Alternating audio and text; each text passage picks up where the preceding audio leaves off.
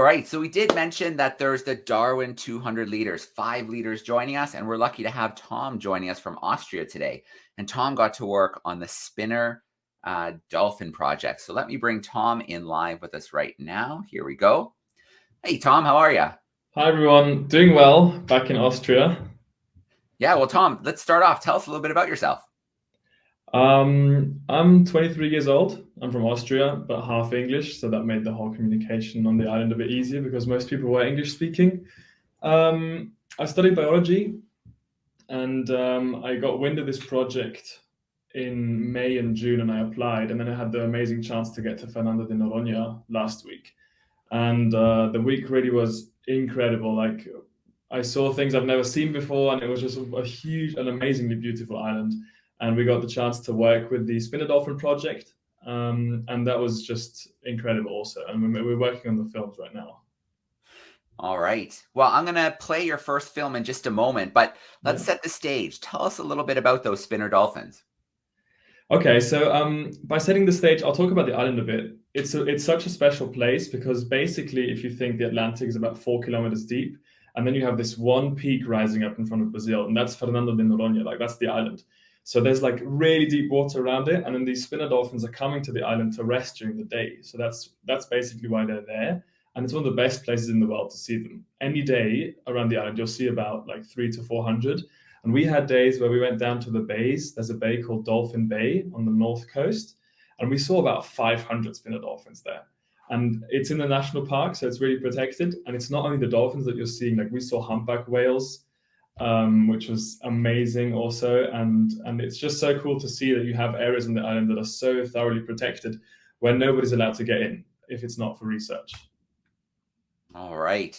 Oh, it sounds absolutely amazing. 500 dolphins in one go. That's Yeah. pretty special. A nice super pod.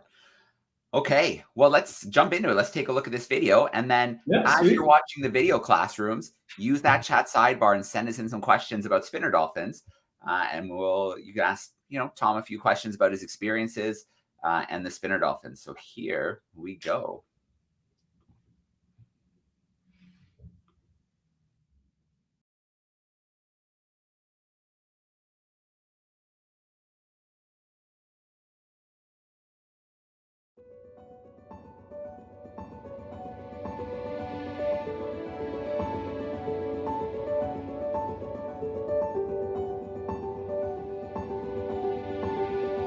This is Fernando de Noronha, a tropical island paradise 350 kilometers off the Brazilian coast. Thanks to its unique location and habitats, this is a massive hotspot for biodiversity. The island was named after Fernão de Noronha, a Portuguese trader who sponsored one of the first voyages to this island. But a better name for this place, and the one it goes by for the locals, is Dolphin Island.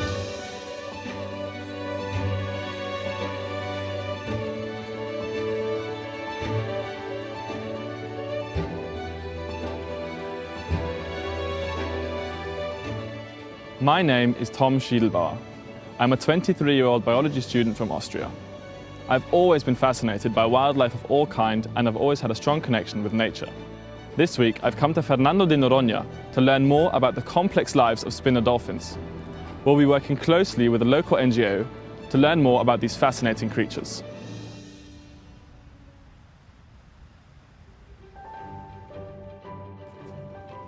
This is the home of the spinner dolphin. With numbers in the thousands, the waters around Fernando de Noronha have the highest concentration of the species in the world.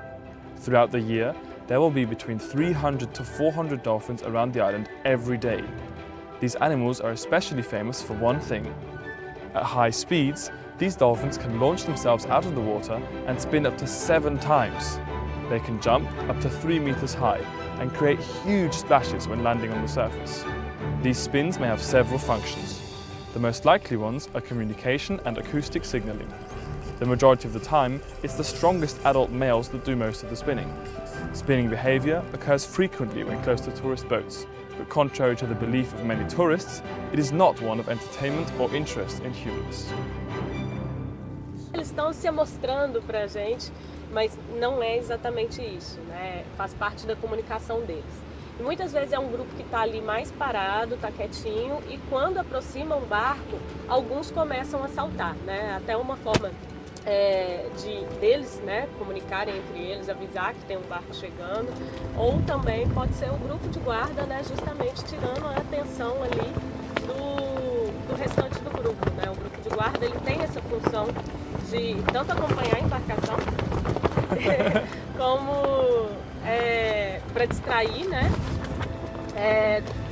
do que pode ser uma possível ameaça, um barco, às vezes eles fazem isso com uma baleia. The dolphins come here to the island seeking shelter, spending their days socializing, having sex, playing and nursing their young in the protected bays along the north shore of the island. At night, the spinners go hunting together in the deeper waters around the island. Fernando de Noronha rises 4,000 meters from the sea floor as a single peak, the result of millions of years of volcanic activity, and is one of only 4 oceanic islands belonging to Brazil.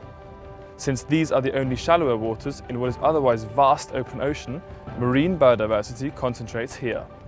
The north and south coast are very different. In 1988, the Marine National Park around the island was created by the Brazilian Ministry of Environment.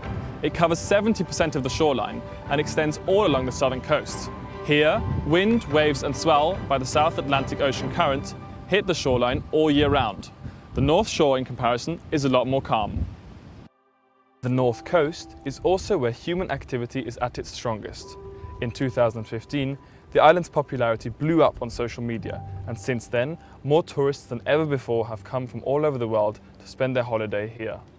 Many are on Dolphin Island to witness the spinner dolphins up close and experience the pristine nature in Fernando de Noronha's National Park. Ao longo dos últimos 34 anos que eu estou morando em Fernando de Noronha e desenvolvendo o trabalho de pesquisa e conservação, a gente observou um crescimento desordenado, não só da população local, mas também da estrutura oferecida aos turistas, em função da grande demanda que aconteceu em Noronha, no Brasil e no mundo, por um turismo marinho, por um turismo de praia. Então cresceu muito o número de barcos, de carro e de pessoas. E as consequências naturais da espécie humana quando ocupa o ambiente. Thanks to past conservation efforts, the spinner dolphin population around Fernando de Noronha has been stable for 30 years.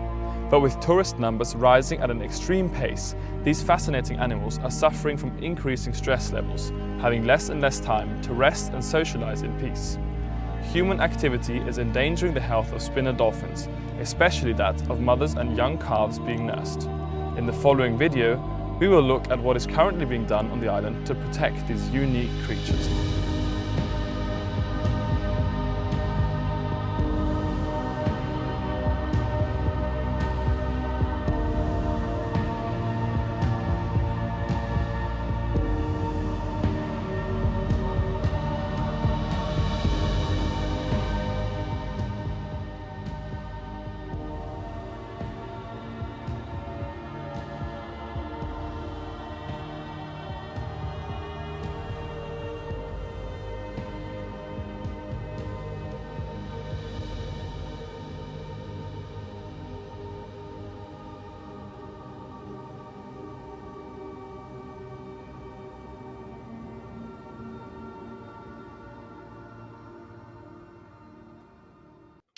All right, let's get Tom back in here. Tom, it looks like you had an amazing time.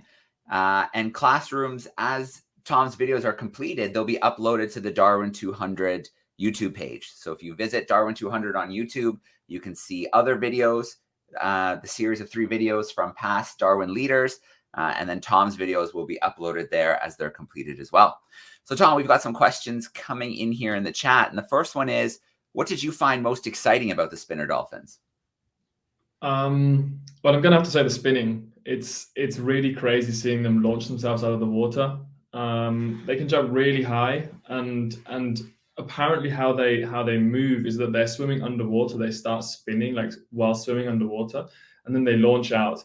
And we found the most interesting thing was the discussion of people where people were saying, "Oh, okay, they're doing this for fun," and then also like what the actual meaning was. And we've kind of figured out, or at least they've figured out in the 30 years of research that they're doing, that oftentimes it can be like to move the pod around. So if there's tourist boats, then the bigger, stronger dolphins will swim up and they'll launch themselves out of the water. They'll be jumping.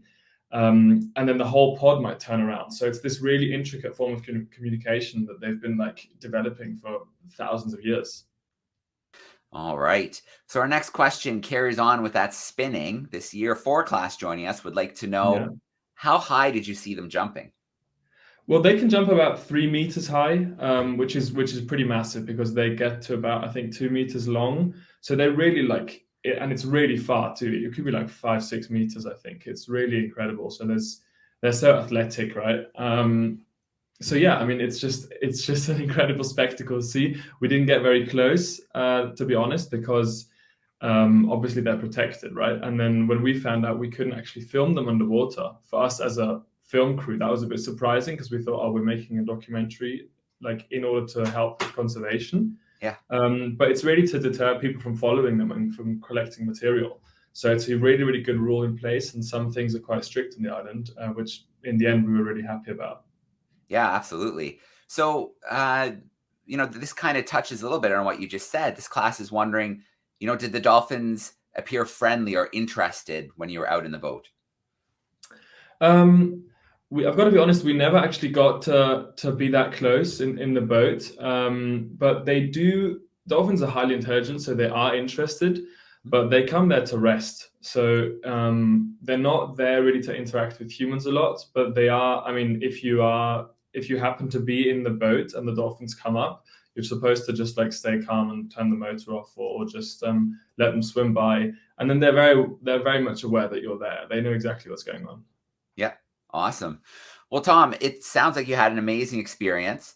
We're looking forward to the next 2 videos as they come out. So the next one dealing a little bit more on current conservation. Yeah, absolutely. And then, you were there as well to kind of see the work and kind of think about, things that could be done in the future as well. So, from what you saw, were there any thoughts you had at how it sounds like they're doing an amazing job already, but did you have any thoughts on, other things that they could work into their programs? Oh, definitely. So the situation on the island is such that you have these 2 coasts on the North Shore, where the dolphins rest during the day. That's where the biggest groups are. And one of them is Dolphin Bay, the one that I was talking about before, where you'll find hundreds of dolphins and nobody's allowed to enter. It's really protected. And the other one's the harbor. And it's in the middle of the harbor where there's huge amounts of human activity. There's fishing boats going in and out. There's like freighters, there's tourists, and there's people snorkeling, and it's all this activity. And that's where the other, hundreds of dolphins are resting. So we've kind of thought a big part is going to be, because in future there's going to be even more and more tourists on the island. Last year was about 150,000 people went there in a year. So I think in future it's going to be more and more important to inform these people. We thought maybe like an instructional video on how to behave around wildlife on the airplane or a flyer.